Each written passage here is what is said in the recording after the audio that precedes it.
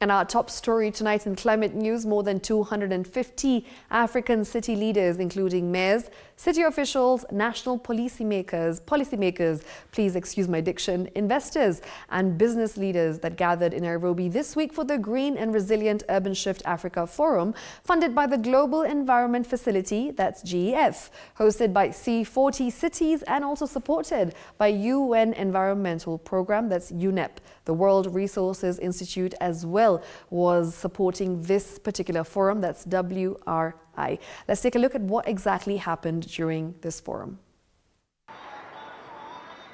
As Africa's cities expand at an unprecedented pace and with 92% already classified as being at extreme climate risk,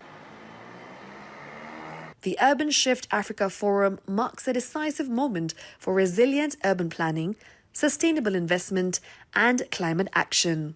Despite the fact such a small proportion of greenhouse gas emissions come from Africa, 4% or so, some of the impacts are biggest here. The ones that are most being talked about in the forum here, heat, and in particular how that affects people's ability to work outdoors, which is a large part of economies across Africa.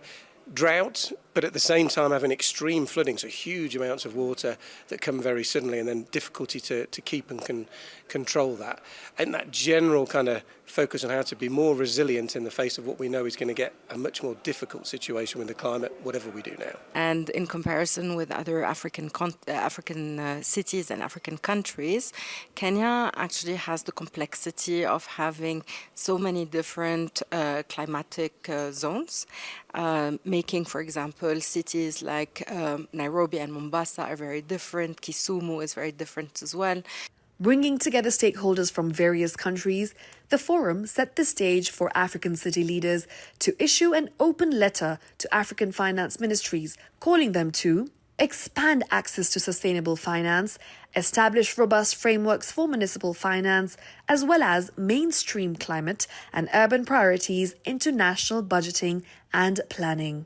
Beyond that, we have, through our climate change mainstreaming strategy, supported by C40's Climate Action Implementation Program, we have begun a journey to fully incorporate climate considerations into our policies, plans, and programs throughout all the sectors that we run as the City of Nairobi. From Kisumu's point of view, we are in a county that is on the lake, Victoria, which is an advantage in terms of access to certain resources, and also in terms of doing things that will respond effectively to climate change problems.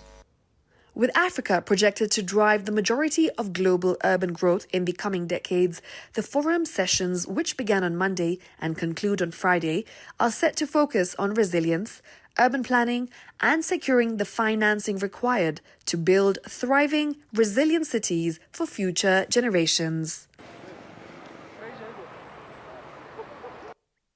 And still in climate news, imagine this. You get to exchange the trash around you for money, and most importantly,